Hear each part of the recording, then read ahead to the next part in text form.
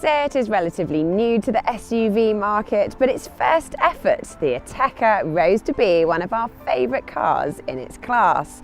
Of course, having the vast expertise of the entire Volkswagen Group behind it helped. But Seat's first off-roader was practical, good to drive and well priced. So, where next? Well, for those who don't want a car as big as the Arona, there's now this smaller Arona. It's competing against rivals including the Nissan Juke, Renault Captur and Suzuki Vitara, and is based largely on the Ibiza small car. Can the Arona match the success of the Arona then? In this review, we'll tell you what it's like to drive, what it's like inside, and how easy it is to live with. And if after all that you're interested in buying one, head to our new car deals section on whatcar.com and see how much money we can save you. But first, let's see what this Seat Arona is like to drive.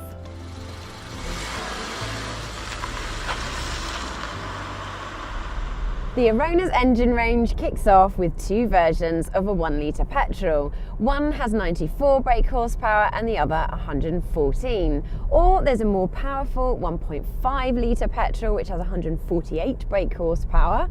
Or if you do lots of miles, then there's a 1.6 litre diesel which could suit you. Despite being the lowest powered, it's actually the 1 litre TSI that we recommend. It's perfect for a car this size, it offers gutsy performance and never feels frustratingly slow. Both the 1 litres are very refined with a little bit of road and wind noise above 50 miles per hour, and the clutch and gear shift are precise to use.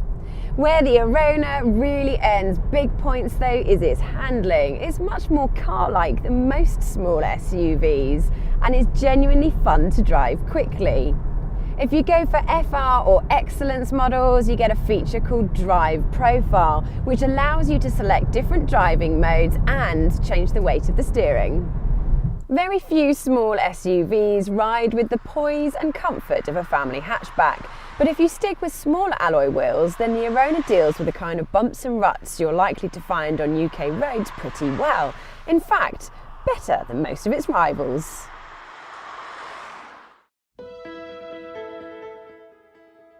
You should be able to get comfortable in the Seat Arona because there's plenty of adjustment in the seat and steering wheel, plus the pedals line up perfectly. This raised up driving position gives a great forward view of the road. Unfortunately, the heavily styled rear end certainly hinders the view out the back, especially when you're trying to park.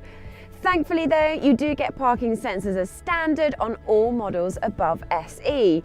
If you'd like a reversing camera and front sensors, then you'll have to go for the Excellence Luxe model.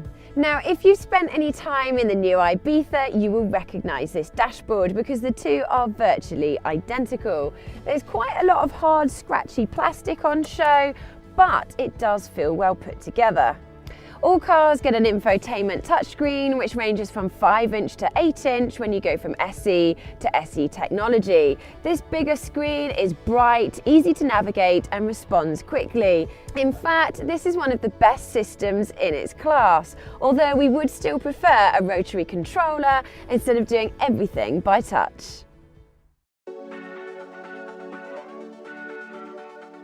Even taller drivers have got enough room inside the Seat Arona to get comfortable, and the seat goes back far enough for even those with very long legs. The door bins are a little bit on the small side, however, there's quite a few places to store your everyday items, somewhere for your mobile phone, and there's also a decent sized glove box. Move to these back seats and you might be surprised at how much space there is. Two 6-footers will be absolutely fine. There's more room in here than there is in a Nissan Juke or Citroën C3 Aircross. But like its rivals, if you do want to have three sitting side by side, it is a little bit of a squeeze.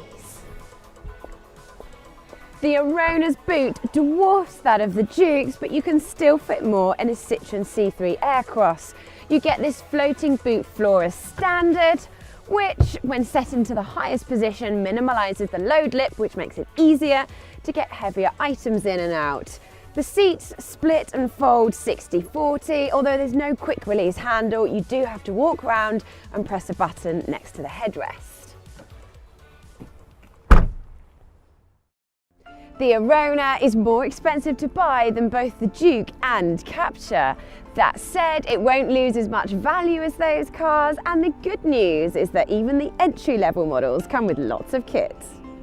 SE cars come with 17-inch alloy wheels, cruise control, air conditioning, automatic headlights and metallic paint.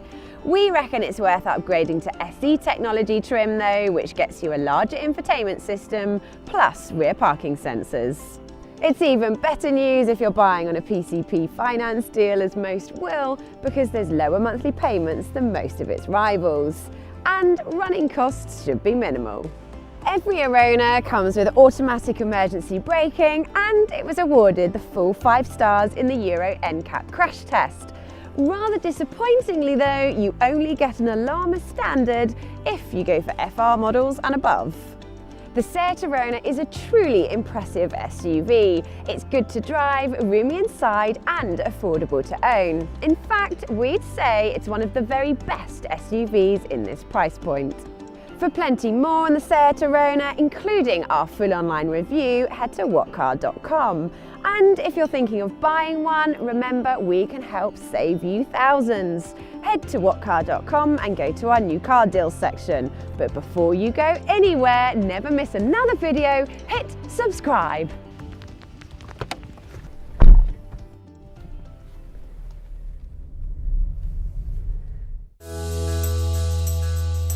Thank you.